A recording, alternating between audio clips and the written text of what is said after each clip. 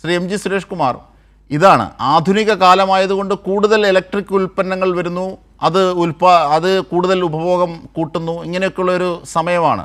അതാണിത് യഥാർത്ഥത്തിൽ പ്രതിസന്ധിയുടെ കാരണമായി ചൂണ്ടിക്കാണിക്കുന്നതിലെ ഒന്ന്.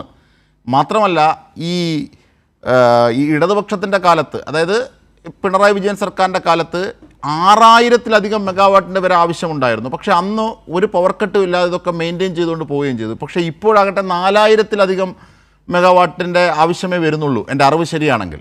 അപ്പോൾ എങ്ങനെയാണ് ഇപ്പോൾ ഈ പ്രതിസന്ധി വരുന്നത്? ഈ രണ്ട് ചോദ്യങ്ങളാണ് ഞാൻ താങ്കളുടെ മുമ്പിലേക്ക് വെക്കുന്നത്.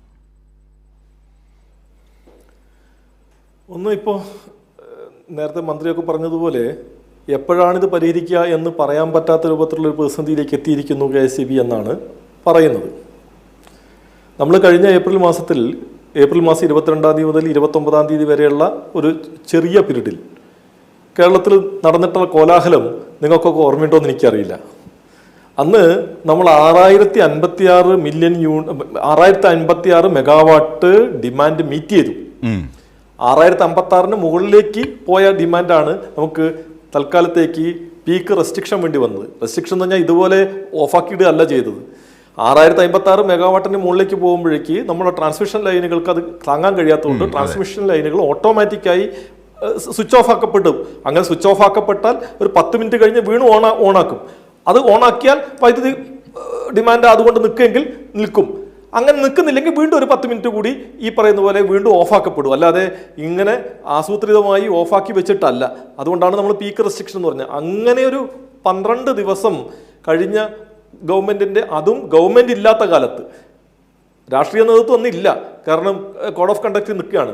ആ സമയത്ത് അത്തരം ഒരു പ്രതിസന്ധി ഉണ്ടായിട്ട് പോലും ഉണ്ടായിട്ടുള്ള ചർച്ച നമുക്കറിയാവുന്നതാണ്.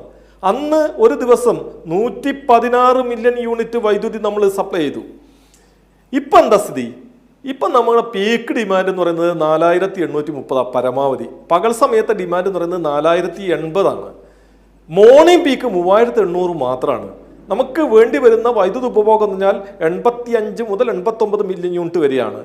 അതിനകത്ത് നമുക്ക് പുറത്തു നിന്ന് വാങ്ങിയ വൈദ്യുതി തിരിച്ചു കൊടുക്കാനുള്ള ഇന്നലെ കൊടുത്തത് 6.98 മില്യൺ യൂണിറ്റ് ആണ്. 7 മില്യൺ യൂണിറ്റ് അതും കൂടി കൂട്ടിയാലും 85-ഉം 7-ഉം കൂടി കൂട്ടിയാൽ 93 മില്യൺ യൂണിറ്റ് വൈദ്യുതിയാണ് ആകെ വേണ്ടി വരുന്നത്. അപ്പോൾ 93 മില്യൺ യൂണിറ്റ് വൈദ്യുതി വേണ്ടി വരിക, 4830 മാത്രം നമ്മളെ ഡിമാൻഡ് നിൽക്കുക. പക്ഷേ നമുക്ക് പരിഹരിക്കാൻ കഴിയുന്നില്ല. ഇതിപ്പം കേരളത്തിൽ എൽനിനോ ഇത് പുതുതായിട്ട് വരുന്നതല്ലല്ലോ. നമുക്ക് നേരത്തെയും ഈ പറയുന്ന രൂപത്തിലുള്ള പ്രതിസന്ധി ഉണ്ടായിട്ടുണ്ട്. 2017-18 നമ്മൾ കടുത്ത ഒരു മഴക്കുറവ് അനുഭവിച്ചൊരു കൊല്ലാണ്. അവിടെ ജൂലൈ മാസം അവസാനത്തോടു കൂടിയാണ് മഴ പെയ്തത്. ജൂലൈ പകുതി വരെ മഴ പെയ്തിട്ടല്ലേ. ഇപ്പം നമുക്ക് കുറേശ്ശെങ്കിലും മഴ കിട്ടുന്നുണ്ട്. 2017 ജൂലൈ മാസത്തെ സ്ഥിതി എന്തായിരുന്നു? മഴ കിട്ടിയിട്ടേ ഇല്ല.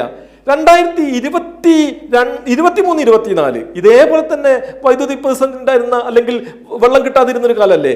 പക്ഷെ അത്തരം സമയത്തൊക്കെ തന്നെ പെട്ടെന്ന് ഉണ്ടാകുന്ന പ്രതിസന്ധിയാണെങ്കിൽ പോലും യുദ്ധകാലാടിസ്ഥാനത്തിൽ ഇക്കാര്യത്തിൽ ഇടപെടുകയും രാഷ്ട്രീയ നേതൃത്വത്തിന്റെ കൂടി ഇടപെടലിന്റെ അടിസ്ഥാനത്തിൽ ഈ പ്രശ്നം പരിഹരിച്ചു പോകുകയും ചെയ്യാൻ കേരളത്തിന് കഴിഞ്ഞിരുന്നു.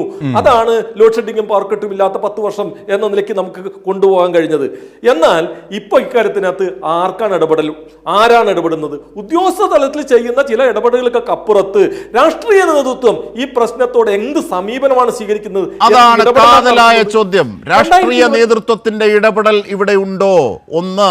2, ഇങ്ങനെ കൈമലർത്തി പ്രതിസന്ധി പറയാനാണെങ്കിൽ എന്തിനാണ് ഒരു സർക്കാർ, എന്തിനാണ് ഒരു വകുപ്പ് മന്ത്രി എന്നുള്ളതാണ്.